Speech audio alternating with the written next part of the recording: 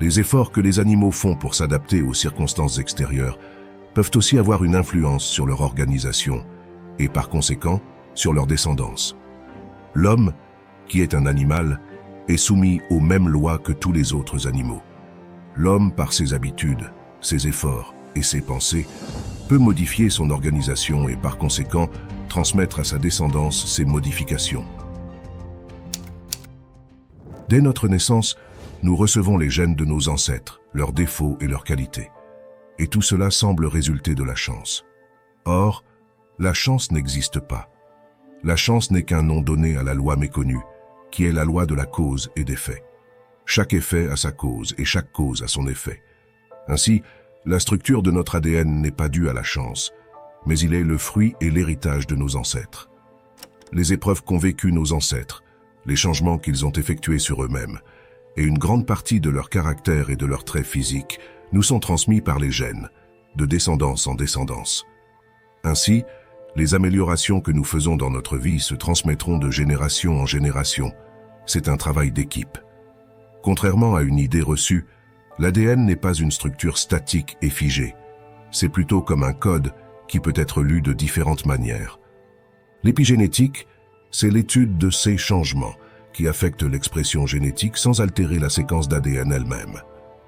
Pour le comprendre plus simplement, imaginez que votre ADN soit un grand orchestre composé de nombreux musiciens, qui sont les gènes. L'épigénétique, c'est le chef d'orchestre qui décide de l'intensité et du moment où chaque musicien joue. Ainsi, même si les musiciens, soit les gènes, restent les mêmes, la musique, qui est l'expression génétique, peut varier considérablement en fonction de la direction du chef d'orchestre, soit donc l'épigénétique. Pour l'expliquer d'une manière plus scientifique, l'ADN ou acide désoxyribonucléique est la molécule fondamentale qui porte nos informations génétiques. Sa structure est celle d'une double hélice, un peu comme un escalier en colimaçon. Cette structure est composée de deux longues chaînes de nucléotides qui s'entrelacent. Chaque nucléotide, quant à lui, est composé de 3 éléments. Un sucre, appelé désoxyribose, un groupe phosphate et une base azotée. Ces bases azotées sont au nombre de 4 types: adénine, thymine, cytosine et guanine. Les bases d'une chaîne se lient toujours avec une base spécifique de l'autre chaîne, formant des paires de bases, A avec T et C avec G, soit adénine avec thymine et cytosine avec guanine. Ces séquences de bases sont comme un code, et chaque segment de l'ADN qui contient une instruction spécifique pour la fabrication d'une protéine ou pour une fonction particulière est appelé un gène. Les gènes sont donc des unités fonctionnelles de l'ADN. Ils déterminent tout, des caractéristiques physiques aux susceptibilités à certaines maladies. L'ensemble de notre ADN, hérité de nos ancêtres, constitue notre génome. Maintenant, parlons de l'épigénétique. L'épigénétique, c'est l'étude des modifications dans l'expression des gènes qui ne changent pas la séquence d'ADN elle-même. Ces modifications peuvent se produire de différentes manières. Par exemple, les groupes méthyl peuvent s'attacher à l'ADN sans changer la séquence des bases, mais en modifiant la façon dont les gènes sont lus. Si un gène est fortement méthylé, il est généralement moins actif. Ces modifications épigénétiques sont influencées par plusieurs facteurs, y compris l'environnement, le mode de vie et même nos expériences. L'extraordinaire dans l'épigénétique est qu'elle montre comment l'environnement peut interagir avec notre génome. Et bien que ces modifications ne changent pas l'ADN en tant que tel, elles peuvent être transmises d'une génération à l'autre, ce qui ajoute une couche supplémentaire à notre compréhension de l'hérédité et de l'évolution. Par exemple, supposons que dans notre ADN nous avons le gène d'être peureux, car notre père était peureux, notre grand-père l'était aussi, et ainsi de suite. Maintenant, supposons que vous, à l'heure actuelle, en avez marre d'être peureux, et décidez par votre volonté de définitivement changer cet état d'esprit. Votre volonté, les épreuves que vous allez surmonter, et votre capacité à développer votre état d'esprit pour développer le courage inhibera le gène de la peur. Alors ce gène ne sera pas supprimé de votre ADN, mais il sera inhibé par votre volonté de ne plus être peureux, et d'être maintenant courageux. Pour la métaphore, c'est comme si votre volonté vous poussait à placer un morceau de scotch sur le gène de la peur, qui est maintenu par votre volonté. Ce gène est donc toujours présent, mais inhibé.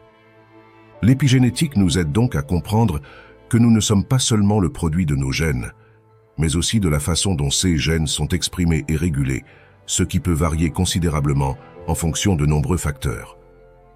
Les influences externes, comme le mode de vie ou l'environnement, peuvent être comparées à des spectateurs qui influencent le chef d'orchestre dans ses décisions. L'épigénétique régule donc l'activité de nos gènes de plusieurs façons. Par exemple, l'ajout de groupes méthyle à notre ADN peut éteindre certains gènes, les rendant moins actifs. Inversement, l'enlèvement de ces groupes peut allumer ces gènes. Ce n'est pas une modification de la séquence de l'ADN, mais plutôt de la façon dont l'ADN est lu et interprété. Ces modifications peuvent être influencées par de nombreux facteurs, y compris notre alimentation, notre niveau de stress, l'exposition aux toxines et même nos interactions sociales. De plus, certaines de ces modifications épigénétiques sont transmises d'une génération à l'autre, bien qu'elles puissent être modifiées tout au long de la vie. L'idée que nos pensées et notre volonté peuvent influencer notre épigénétique est à la fois fascinante et complexe. Bien que nous ne puissions pas complètement changer notre ADN par la pensée, il est prouvé que notre état d'esprit, notre stress, nos expériences de vie et nos comportements peuvent induire des changements épigénétiques. Par exemple, des études ont montré que le stress chronique peut modifier l'épigénétique de certains gènes liés à la réponse au stress. Ces modifications peuvent affecter non seulement notre propre santé et bien-être, mais également avoir des implications pour nos descendants. En comprenant mieux ces mécanismes, nous commençons à saisir comment nous pourrions potentiellement diriger notre évolution personnelle en influençant notre épigénétique. Pour mieux comprendre cela, nous allons plonger plus en détail dans la théorie de Lamarck. Jean-Baptiste Lamarck était un naturaliste français du XVIIIe et XIXe siècle, connu pour être l'un des premiers à proposer une théorie de l'évolution. Sa théorie, souvent résumée par l'expression « l'usage et le non-usage », suggérait que les organismes développent ou perdent des caractéristiques selon leur utilisation ou leur non-utilisation durant leur vie. Lamarck croyait que ces caractéristiques acquises pouvaient ensuite être transmises aux descendants. Par exemple, il a suggéré que les ancêtres des girafes ayant de courts coups étirèrent leur cou pour atteindre des feuilles plus hautes et que ce trait, une fois développé, était hérité par les générations suivantes. Charles Darwin, quant à lui, a introduit la notion de sélection naturelle après des années d'observation et d'études. Sa théorie de l'évolution par sélection naturelle suggère que les variations existent naturellement au sein des populations. Les individus ayant des traits avantageux sont plus susceptibles de survivre et de se reproduire, transmettant ainsi ces traits à leurs descendants. Contrairement à Lamarck, Darwin ne croyait pas que les caractéristiques acquises pendant la vie d'un individu pouvaient être héréditaires. Par exemple, dans le cas de la girafe, Darwin aurait attribué le long cou des girafes à des variations aléatoires et à la sélection naturelle sur de nombreuses générations, et non à un étirement intentionnel du cou par les individus.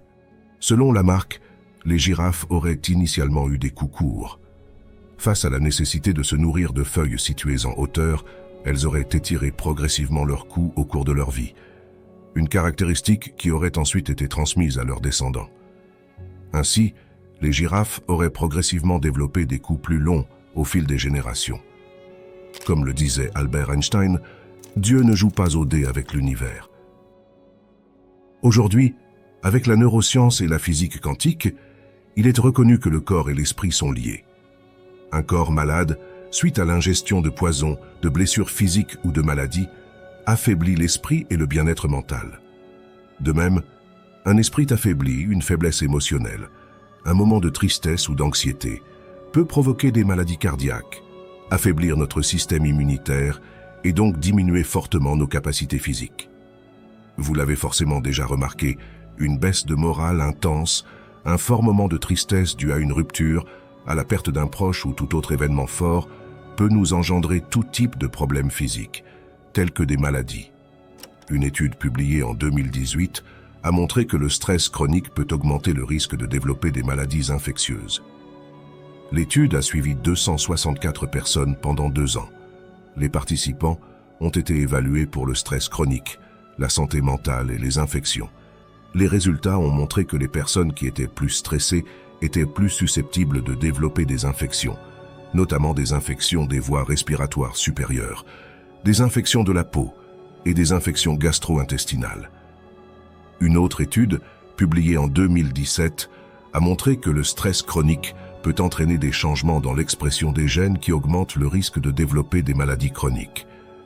L'étude a utilisé des souris pour étudier les effets du stress chronique. Les souris ont été exposées à un stress chronique pendant 4 semaines.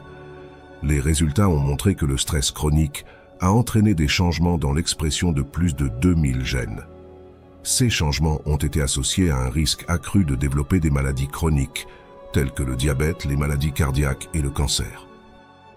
Il est donc important de ne pas négliger et de ne pas nier le lien entre le corps et l'esprit, puisque les deux ne font qu'un. Il est tout aussi important de favoriser un bon équilibre mental qu'un bon équilibre corporel. Tout cela est alchimique. Le stress, ce sentiment d'anxiété, envoie une alerte à notre cerveau donnant l'ordre de libérer certaines hormones en grande quantité, notamment le cortisol, provoquant cet état d'anxiété. En soi, ce sentiment d'anxiété devient hormonal, et notre esprit, notre état mental, pousse notre corps à modifier son alchimie. À l'inverse, si par votre volonté et par un travail sur vous-même, vous pouvez parvenir à contrôler cette anxiété afin qu'elle s'atténue. Mais cela commence par un travail psychologique. Tout le monde sait qu'il faut prendre soin de son corps, mais beaucoup de gens ignorent qu'il est tout autant important de prendre soin de son esprit, car celui-ci a le pouvoir de modifier notre corps. Si vous souhaitez créer un changement dans votre vie, réussir quelque chose, il va falloir travailler sur votre état d'esprit grâce à votre volonté d'agir et de changer les choses. Rien n'est figé, tout est modifiable. Si dès aujourd'hui, vous vous mettez vraiment en quête de réussir, que ce soit réussir un projet, réussir à atténuer l'anxiété, réussir à devenir courageux, ou tout simplement réussir à être heureux, faites-le. Vous avez le pouvoir de le faire, et c'est justement ça la clé. Vous seul avez le pouvoir de le faire. Vous seul pouvez croire en vous. Vous seul pouvez croire en votre propre capacité à réussir.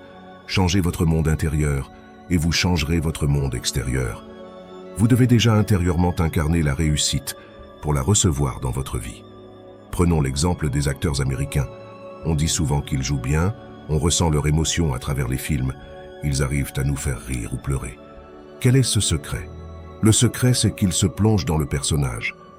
Il ne s'agit pas de simplement le jouer, mais de l'incarner.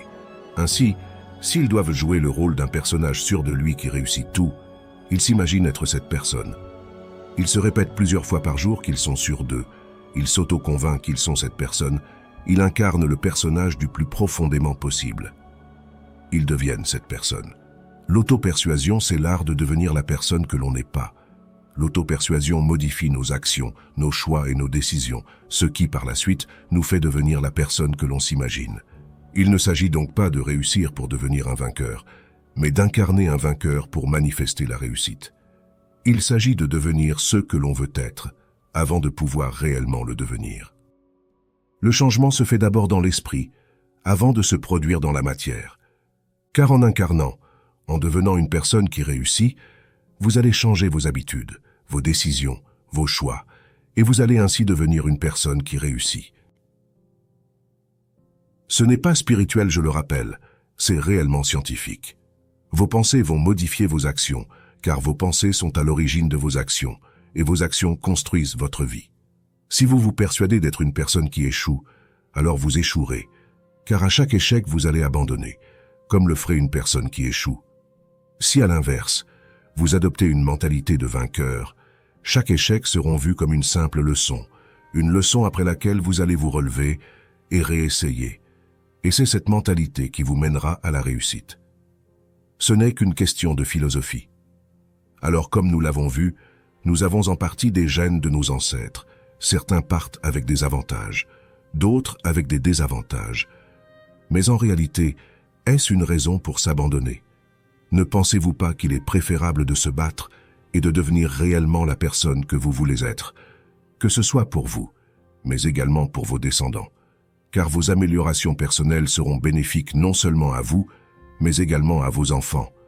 Et même si vous décidiez de ne pas avoir d'enfants, votre amélioration personnelle sera une source d'inspiration pour vos proches et pour vous-même. Il n'y a rien de mieux dans la vie que de s'accomplir, car en réalité, n'est-ce pas le but de la vie? Dites-moi en commentaire ce que vous avez pensé de la vidéo, et si celle-ci vous a été utile. Si c'est le cas, abonnez-vous à la chaîne et mettez un pouce bleu. Je vous remercie. Et je vous dis à tout de suite dans une prochaine vidéo.